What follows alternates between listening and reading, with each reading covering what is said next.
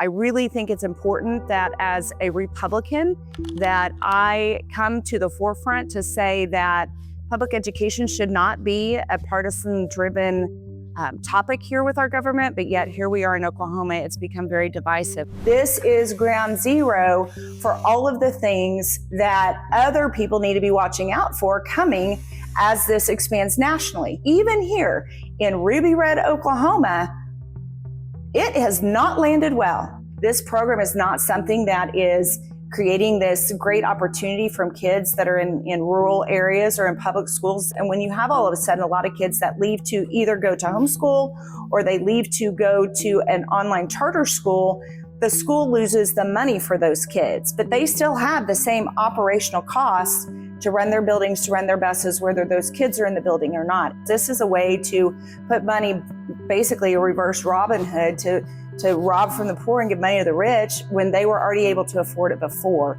We can see what's happened with other states, right, that are way further down the line where they're really having some serious revenue issues because they've opted to go this way. Ryan Walters, he went on to be elected by the people of Oklahoma and then put into the role of leading our schools when he had never led a school, period, of his own, or even a staff in any job, much less a $400 million budget. But also he worked real hard to bring in this Christian nationalism type of policy into our state. And I'm a Christian, I am a Republican, and I have spoken with many Republicans about this over the several years he's been there, and people don't support that. We're going to make sure that our kids are patriotic. These are the best history standards in the country. You're going to see states all over the country following Oklahoma's lead.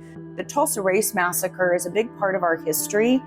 And to give you an example, my father-in-law grew up 5 miles away from Greenwood, and he didn't even know that had ever even happened, that it ever even existed until he was in his 70s. So we had just gotten to this place where we were acknowledging some of the racial history here in our state.